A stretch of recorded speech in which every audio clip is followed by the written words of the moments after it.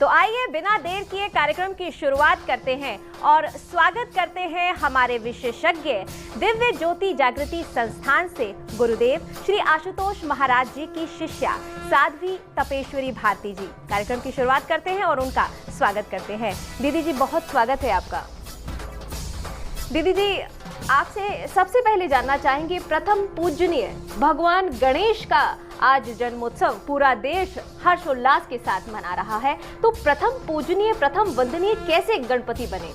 आप देखें, हमारे पुराणों में एक श्लोक आता है जिसे कहते हैं आदो गणपतिम वंदे, और कहते हैं सर्वाग्रे पूजनम तस्य, कि एक ऐसे देवता जिनकी सबसे पहले पूजा होती है, आदि में आरंभ में उनका आवाहन किया जाता है, इन्वोक किया जाता है उन्हें। इसका क्या अर्थ है? अब अगर हम कहें, अगर रिचुअलिस्टिक कर्मकांड की भाषा शैली में समझें तो वही है, पंडित जी सत्या बनाते हैं, गणपति की मूर्ति स्थापित करते हैं, उनका आवाहन करते हैं, ये प्रथम पूजनीय है, ये रिचुअलिस्टिक एस्पेक्ट है, कर्मकांडीय पक्ष है। लेकिन अगर अपनी संस्कृति की फिलॉसफिकल एस्पेक्ट पे, दार्शनिक तत्व पर हम जाएं तो ये हमें समझा रहा है कि श्री गणपति अपने आप में एक सुप्रीम ब्रेन है, एक ऐसे बौद्धिक क्षमता, एक ऐसी शक्ति, विवेक शक्ति, जिसका हर कार्य से पहले आवाहन होना चाहिए। आप देखिए, समाज में जब भी कोई मास्टरपीस बना, जब भी कोई अवार्ड विनिंग पोएम या लिटरेचर या साहित्य लिखा गया, जब भी कोई मैथमेटिकल फॉर्मूला, कोई इन्वेंशन, कोई आउटस्टैंडिंग इन्वेंशन डिस्कवरी हुई, विज्ञान के क्षेत्र में आविष्कार हुआ, या आप कोई भी नोटेबल फीट हुआ, कोई भी ऐसा सराहनीय कार्य हुआ, तो उस समय होता क्या है, जितने भी आविष्कारक हैं, लेखक हैं, साहित्यकार हैं, इनका अपना निजी अनुभव रहा है कि इन लोगों ने कुछ क्षणों के लिए उस समय, जिस समय क्लिक आया है, आविष्कार हुआ है, उस समय, उस क्षण के लिए उनकी जो अपनी अहम बुद्धि है, जो अपनी जड़ बुद्धि है, वो उस समय के लिए स्विच ऑफ हो जाती है, कहीं ना कहीं छुप जाती है, बंद हो जाती है, और उसको रिप्लेस करती है उस समय एक सुप्रीम ब्रेन, एक ऐसी दिव्य मेधा, जिससे उनको वो विचार मिला, वो आइडिया मिला। जैसे फॉर एग्जांपल आप देखें, एक जर्मन साइंटिस्ट हुए केकुले, कहते हैं केकुले पूरे कई महीनों तक बेंजीन, वो उसका स्ट्रक्चर फार्मूला ढूंढने के लिए लगे रहे, दिन रात एक कर दी, लेकिन अपनी बौद्धिक क्षमता से, जड़ बुद्धि से उसको नहीं वो ढूंढ पाए। लेकिन एक रात अचानक से उनको क्या स्वप्न आता है, वो स्वप्न में देखते हैं कि एक सर्प खुद ही गोल घूमकर अपनी पूंछ को काट रहा है। The serpent is biting its own tail. तो रिंग दिखाई देता है उनको, और जैसे वो सर्प का रिंग दिखाई दिया, उनके माइंड में क्लिक किया कि बेंजीन रिंग स्ट्रक्चरल फॉर्मूला, और उस समय वो खुद इस चीज़ को, अपने अनुभव को बताते हैं कि उस समय मेरी अपनी अहम बुद्धि सोई हुई थी जी, जड़ बुद्धि सोई हुई थी, और उस समय कोई एक सुप्रीम मेधा थी जिसने मेरे ऊपर, मुझे स्वप्न के रूप में मुझे वो दृश्य दिखाया और मुझे आइडिया दिया। आइंस्टीन कहते हैं, मेरे जितने भी आविष्कार आज तक हुए हैं, बड़े से बड़े मैंने जो आविष्कार किए, आइंस्टीन कहते हैं उस समय एक सुप्रीम मिस्टिकल ब्रेन मुझे कहीं ना कहीं गाइड कर रहा था, विच इज़ दिस, वो अपनी उसमें लिखते हैं भाषा में, which is the source of all true sciences.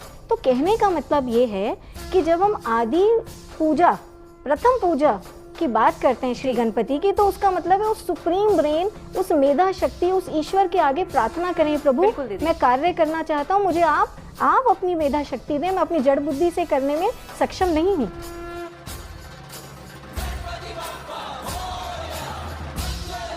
पौराणिक दृष्टिकोण से इस बात को समझने की कोशिश करें तो आप देखिए, पुराणों में एक बड़ी रोचक कहानी आती है, जिसमें हम देखते हैं कि एक बार क्या हुआ, स्वर्ग में एक कंपटीशन हुआ, जिसमें सारे जो देवी देवता थे उनके वर्क एफिशिएंसी का था कि भी कौन सबसे श्रेष्ठ है जी, सबसे बढ़िया कार्य कौन करता है। तो ऐसे में श्री गणपति भी आए अपने सभी देवताओं के साथ। तो वहाँ पर देखा, एक कंडीशन रखी गई कि आप सारे देवी देवता जो है अपने अपने वाहनों पर बैठकर पूरे ब्रह्मांड का एक चक्कर परिक्रमा करके आए। अब सभी अपने अपने वाहनों को, व्हीकल्स को उन्होंने स्टार्ट किया और चले गए प्रदक्षिणा करने पूरे ब्रह्मांड की।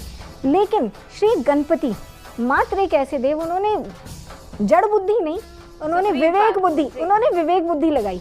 उन्होंने ही प्लेड वेरी स्मार्टली। उन्होंने कहा कि मैं इस छोटे से वाहन मूषक पर, और मैं इतने बड़े विराट देह को लेकर मैं कहाँ पूरे ब्रह्मांड की प्रदक्षिणा करूंगा। उन्होंने क्या किया, मूषक पर बैठे और भगवान शिव के पास गए और भगवान शिव की परिक्रमा कर डाली। अब आप देखिए, भगवान शिव की परिक्रमा की और भगवान से फिर कहा कि भगवान आप मुझे विजयी घोषित कर दीजिए। तो भगवान ने कहा कैसे, तुमने तो पूरे ब्रह्मांड की प्रदक्षिणा करनी थी, तो कहते हैं मैंने कर तो ली ब्रह्मांड की। अब देखिए लॉजिक क्या देते हैं भगवान गणपति। भगवान गणपति कहते हैं शिव से कि आप देखिए ना प्रभु, मैंने ब्रह्मांड की प्रदक्षिणा की है। क्यों? क्योंकि शिवाय ब्रह्मणे नमः कि जो शिव है वो साक्षात ब्रह्म है, और जो ब्रह्म होते हैं उनकी एक कैरेक्टरिस्टिक है, एक खूबी है। और वो क्या खूबी है? वो अगले श्लोक में कहते हैं पादोस्य विश्वा भूतानि कि जो ब्रह्म है उसके एक पाँव में, एक श्री चरण में ही पूरा विश्व समाया होता है। तो मैंने क्योंकि शिव की प्रदक्षिणा की, शिव मतलब ब्रह्म की प्रदक्षिणा की, और ब्रह्म के चरण में, एक चरण में पूरा विश्व है, तो मैंने this equates to the idea कि मैंने पूरे की पूरी सृष्टि और ब्रह्मांड की प्रदक्षिणा, विश्व की प्रदक्षिणा कर ली, तो मैंने एक तरीके से मैं विजयी हूँ।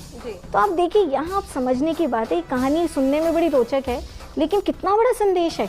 ये समझा रही है कि श्री गणपति जहाँ और देवी देवताओं ने जड़ विश्व को पकड़ा, जड़ सृष्टि की परिक्रमा घूमने लग गए, चक्कर काटने लग गए, वहीं श्री गणपति ने असार को नहीं सार को पकड़ा। उन्होंने चैतन्य को पकड़ा, उन्होंने तत्व को पकड़ा, एलिमेंटल को पकड़ा कि मैंने ब्रह्म को पकड़ लिया और उसकी प्रदक्षिणा। ये है विवेक बुद्धि, और गजमुख इस विवेक बुद्धि को सिंबलाइज करता है। श्री गणपति का संपूर्ण स्वरूप आज हमारे घरों में स्थापित होगा, अधिष्ठित होगा। वो हमें यही प्रेरणा दे रहा है कि आप इनको जब अधिष्ठित कर रहे हैं अपने घरों में, श्रद्धा से, भावना से, हाथ जोड़ के, आंखें नम भाव से आप उनका स्वागत करें, तो साथ में अपने अंतर इस जड़ बुद्धि के अंदर उस विवेक बुद्धि को प्रवेश करने का भी रास्ता दें। उसके लिए भी सोचें कि मैं अपने अंदर कैसे विवेक बुद्धि की स्थापना करूं। तो ये इस पर्व का बहुत बड़ी विशेषता है।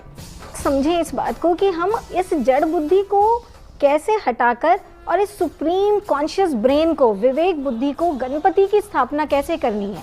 इस चीज़ को अगर हम अध्यात्म के तत्व ज्ञान की, ब्रह्म ज्ञान की शैली में समझें, तो आपके व्यूअर्स को हम बताना चाहेंगे, दर्शकगणों को, कि देखिए भारत में हमेशा से जो ऋषि रहे हैं, मनीषी रहे हैं, उन्होंने एक ज्ञान दिया है, एक दीक्षा साइंस दी है जिसको ब्रह्म ज्ञान या आत्मज्ञान कहा गया है। और ये जो साइंस है अपने आप में श्री गणपति की स्थापना जो आप कर रहे हैं उसी का एक तरीके से अंतःकरण में उसकी स्थापना है। जैसे फॉर एग्जाम्पल आप देखिए, अभी मैं इन दो आँखों से देख रही हूँ, मैं इन दो कानों से सुन रही हूँ, मैं इस मुंह से बोल रही हूँ, इन हाथों को, मतलब मैं अपनी मेरे जो शरीर के अंदर आप देखेंगे 9 द्वार हैं, उसी से जीवन जी रहे हैं और उन्हीं से इनपुट लेते हैं और उन्हीं से आउटपुट देते हैं बाहर संसार को। और जितने इनपुट आते हैं उससे हमारी ये जो जड़ बुद्धि ब्रेन है ये काम करता है। लेकिन अब देखें गणपति की स्थापना क्या होती है। गणपति की स्थापना तब होती है कि जब आपको जीवन में कोई ऐसे तत्वदर्शी गुरु मिल जाएं, एक ऐसे ऋषि सत्ता मिल जाए जो गुरु के रूप में, वो आपकी ये जो थर्ड आई है, दशम द्वार, इसको जब खोल देते हैं, एक्टिवेट करते हैं, दीक्षा देते हैं, अपनी एनर्जी ट्रांसमिट करते हैं, उसी समय आपकी थर्ड आई खुलती है। और जैसी थर्ड आई खुलती है यहाँ चैतन्य प्रकाश का दर्शन होता है, साक्षात्कार होता है। और जिस समय इस चैतन्य प्रकाश का साक्षात्कार होता है और आप इस पर ध्यान लगाते हैं, साधना करते हैं, तो आप अपनी मन बुद्धि को एक तरीके से इस चैतन्य प्रकाश से जोड़ देते हैं। तो अब आपकी बुद्धि जो है जड़ नहीं रहती, चैतन्य बुद्धि हो जाती है, विवेक बुद्धि हो जाती है, सुबुद्धि हो जाती है, सुप्रीम कॉन्शियस ब्रेन से कनेक्ट हो जाती है। और यही है श्री गणपति की अंतर जगत में स्थापना। तो आज का जो पूरा युवा वर्ग है, हमारा भारत देश, बुद्धिजीवी वर्ग, उनसे हमारा आह्वान है कि आप श्री गणपति के अगर सच्चे उपासक बनना चाहते हैं तो आप अपने अंतर में उस चैतन्य प्रकाश का साक्षात्कार कीजिए, इस थर्ड आई को एक्टिवेट करा के उसका साधना कीजिए, रेगुलर मेडिटेशन कीजिए, तब आपका अंदर जो है कॉन्शियस ब्रेन जागृत होगा और आप इस देश के लिए, अपने जीवन के लिए, अपने परिवार के लिए जो कुछ भी करेंगे वो सब कुछ वरदानी होगा।